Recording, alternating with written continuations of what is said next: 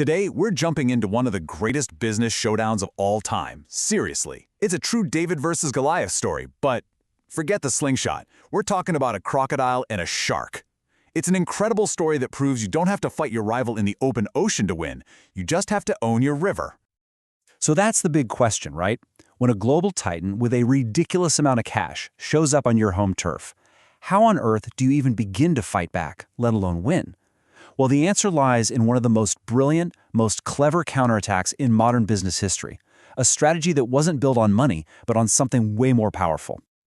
You know, this entire battle is captured perfectly in this one legendary quote from the Underdog himself, Alibaba founder Jack Ma.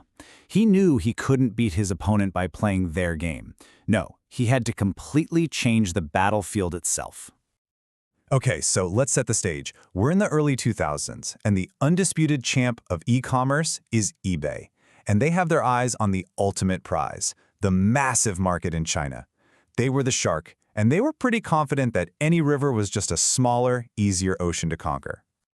And they did not come quietly. They showed up with a war chest of over $150 million. Now look, this number wasn't just for investment, it was a power move. It was meant to intimidate and scare off any local competition before the fight even got started. So, what was eBay's big plan? Well, it was basically a carbon copy of what worked for them everywhere else in the world. They bought the top local company, rolled out their standard one-size-fits-all model, set up what was basically a toll booth to charge fees for everything, and, this is a huge one, they built this cold, sterile platform by banning any direct chat between users. To them, this was a flawless textbook invasion. But, while the shark was busy flexing its financial muscle, the crocodile was quietly preparing an ambush. Jack Ma knew he couldn't outspend eBay. It was impossible. So he decided to compete on something the American giant could never, ever buy: a deep, real understanding of Chinese culture. His secret weapon was a project that was built in secret, codenamed Taobao, which, fun fact, means digging for treasure. And this wasn't just another website. No, think of it more like a guerrilla fighter, designed from the ground up to be a direct assault on every single one of eBay's core strategies. So, the first weapon they launched was an absolute shockwave. Jack Ma announced that Taobao would be completely free. For 3 years. No listing fees, no sales commissions, nothing.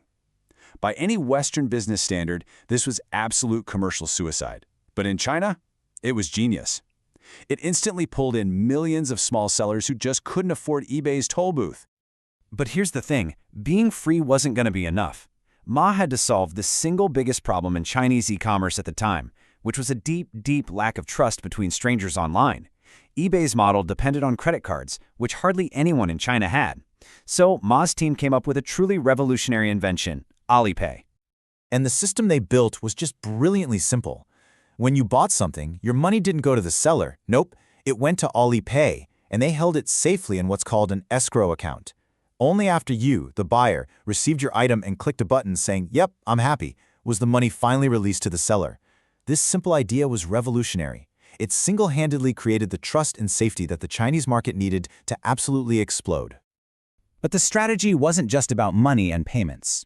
While eBay was building walls between its users, Jack Ma was building bridges.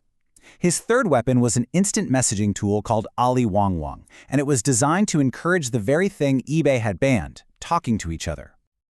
This simple little chat feature had a massive effect.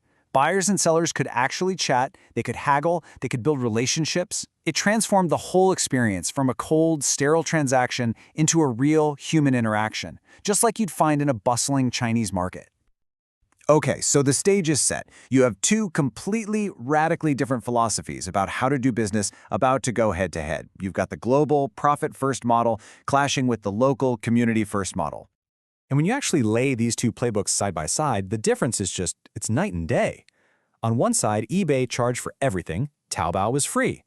eBay had no real solution for the trust problem, Taobao invented one with Alipay. eBay banned communication, Taobao practically made it mandatory. Even the websites looked completely different. eBay's was clean and corporate, while Taobao's felt like a colorful, chaotic, and fun bazaar. So, the million-dollar question: how did this epic battle actually end? Well, eBay's expensive ads did drive a lot of traffic to their site, but when people got there, They found a platform that felt foreign, expensive, and just impersonal. And then they discovered Taobao, and it felt like home. The crocodile had successfully lured the shark into the shallow waters of the river. And the victory was shockingly fast. In 2003, eBay was the undisputed king of the market. By 2005, the tide had completely, dramatically turned. And just 1 year after that, in 2006, the unthinkable happened. eBay, the global e-commerce giant, admitted defeat and completely shut down its Chinese website. They were gone. The final numbers are just staggering. Look at this. Within just a few years, Taobao had captured over 70% of the entire market, while eBay's massive share just collapsed into single digits. It wasn't just a loss for them. It was a complete and total rout. So what can we all learn from this incredible story? This is one of the most important business case studies of our time, and the lesson here is so powerful, whether you're a student, a startup founder, or just curious about business. If you take away only one single thing from this breakdown, let it be this: local soul beats global scale. You can't just copy and paste a successful model into a new culture and expect it to work. You have to understand the people, the culture, the very soul of the market you're trying to serve. So what was the Crocodile's winning playbook that you can learn from? First, obsess over your customer's culture. Understand them deeply. Second, don't just sell them something, solve their biggest, most painful problems, like trust. Third, build a real community, not just a list of customers. And finally, and this is the big one, always remember that a smarter strategy will beat a bigger budget every single time. And that really leaves us with one final thought.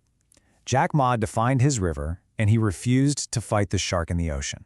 So the question for you is, what's the river you need to win?